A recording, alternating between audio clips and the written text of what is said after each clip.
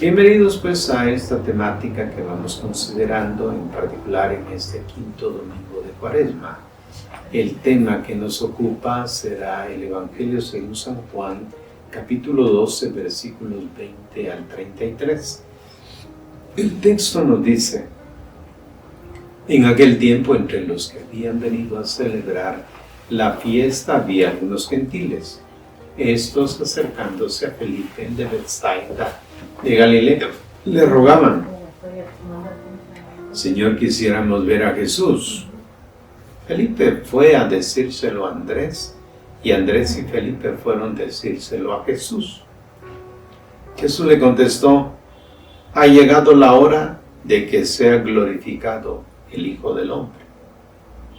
Les aseguro que si el grano de trigo no cae en tierra y muere, queda infecundo, pero si muere, da mucho fruto.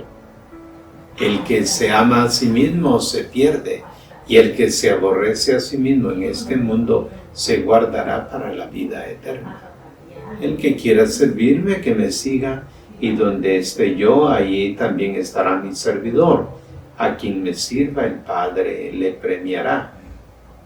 Ahora mi alma está agitada, ¿y qué diré? Padre, glorifica tu nombre. Padre, líbrame de esta hora.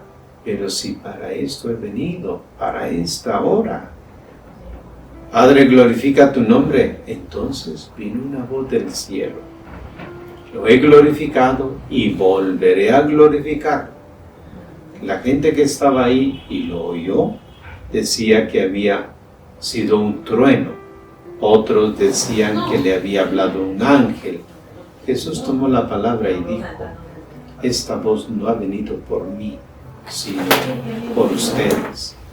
Ahora va a ser juzgado el mundo. Ahora el príncipe de este mundo va a ser echado fuera. Y cuando yo sea elevado sobre la tierra, atraeré a todos hacia mí. Esto lo decía dando a entender la muerte de que iba a morir.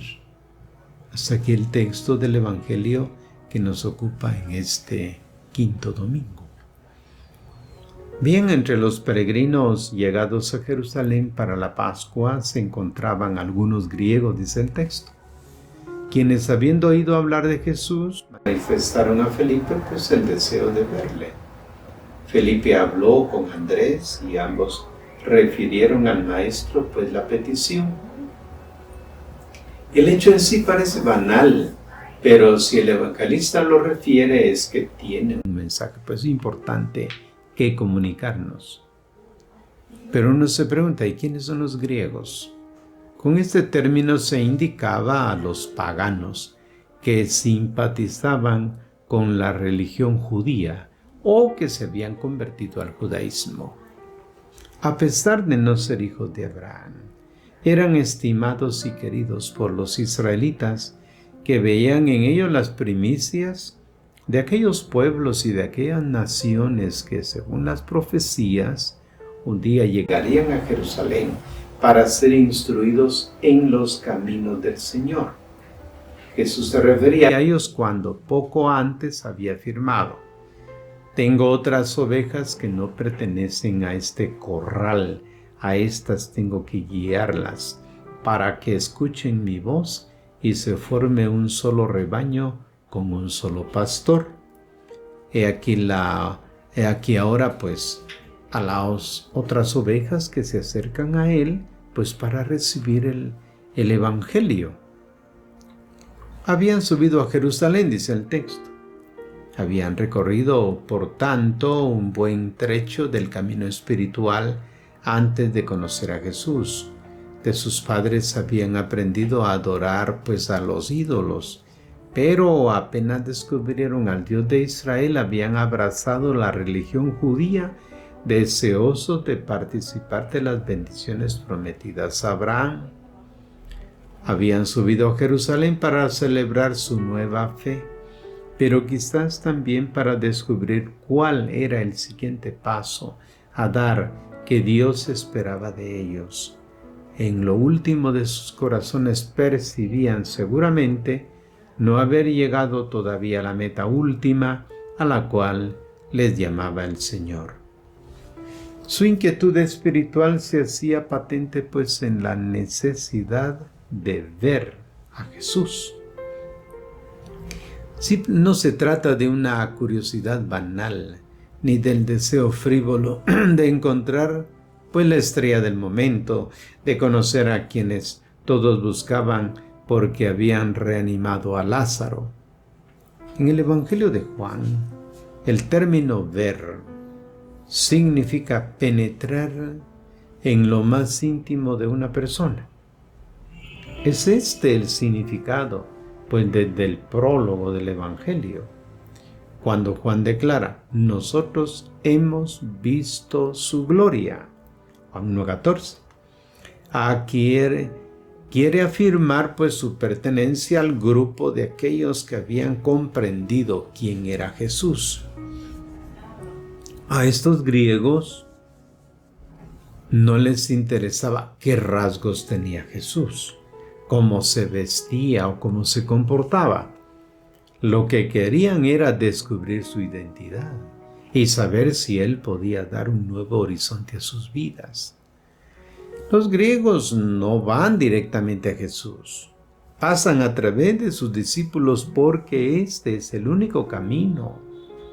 Es solamente pasando a través de la comunidad cristiana que se puede llegar hasta Cristo. Y no recurren a uno cualquiera de los apóstoles, sino que se dirigen a Felipe y Andrés, los únicos entre los 12 que tienen un nombre griego y que quizás por esto piensan que son los mejores, que les pueden entender y servir de mediadores. Andrés ha aparecido al principio del Evangelio. Era uno de los 2 discípulos que seguían al Bautista y que habían oído de Jesús la invitación: vengan y verán. Así lo presenta Juan 1:39. Se fueron con él, dice, vieron e inmediatamente sintieron el impulso de hablar de él a los otros. Por esto están capacitados para acompañar a quien quiera ver a Jesús. Ahora comienza a quedar claro el significado del pasaje evangélico. Los griegos que querían ver a Jesús representan pues a los paganos. Su camino espiritual es el mismo que debe recorrer toda persona que desea ser discípulo del Maestro. No sabemos si al final los griegos fueron llevados a la presencia de Jesús o no. Juan los hace salir de escena, como ha hecho pues también con Nicodemo. Su presencia le ha servido para preparar el terreno al tema que quiere desarrollar. El objetivo del evangelista es hacer ver a Jesús a sus lectores. Es por esto que en vez de concluir el relato, introduce un discurso en que Jesús se hace realmente ver, en él que manifiesta pues su auténtico rostro. Comienza con una imagen tomada del mundo agrícola. Para que en el campo puedan brotar las preciosas espigas es necesario que los granos de trigo desaparezcan en la tierra. Solo de su muerte puede surgir una vida centuplicada. La aplicación es dramática. Lo puesto en juego es la vida y se trata de escoger sobre qué valores orientarla. Jesús lanza una propuesta desconcertante, absurda. La única vida que merece la pena ser vivida es aquella que se consuma en el amor. Él es el primero a ofrecer la suya, y esta es su gloria, la revelación de la gloria de su Padre. Estamos en las antípodas de las concepciones griegas, y ahora comprendemos la razón por la que Juan ha puesto en escena pues a los griegos. En Grecia había sido acuñado el término aristoi para indicar a los mejores, las personas de éxito, es decir, a los aristócratas. Eran aristoi los que lograban alcanzar pues una posición social de relieve, los que obtenían aquello que proporciona prestigio, fama imperecedera y honores. Jesús piensa que este ideal de vida es una propuesta insensata, una sugerencia diabólica que recuerdan los evangelistas que le ha sido propuesta también a él. El diablo, dice, lo llevó a una montaña altísima y le mostró todos los reinos del mundo en su esplendor y le dijo: todo esto te lo daré si te postras para adorarme. Mateo 4, 8 al 9. Jesús explica a los griegos en qué consiste la gloria verdadera: caer en tierra y morir para producir mucho fruto. Ha llegado el momento crucial de su misión y siente la tentación de huir, de pedir al Padre ser salvado de aquella hora, pero sabe, solamente a través de su muerte el Padre podrá revelar al mundo su inmenso amor por el hombre. La respuesta le llega del cielo: es Jesús, o en Jesús que se da a sí mismo. El Padre declara sentirse perfectamente reflejado de manera plenamente en su gloria. No es necesario haber conocido materialmente a Jesús para poderlo ver. Todos pueden contemplar su verdadero rostro, el que Él muestra a través del Evangelio de hoy, un rostro tan desfigurado que no parecía hombre ni tenía aspecto humano. Así escribió el profeta Isaías 52:13. Despreciado y evitado de la gente, un hombre habituado a sufrir en el dolor, curtido por el dolor.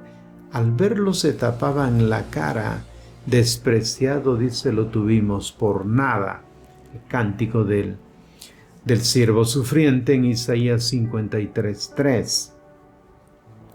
Frente a esta propuesta, la tentación más sutil no es la del rechazo, sino la de replegarse sobre unas prácticas religiosas que sustituyen a la auténtica adhesión a Jesús por la fe.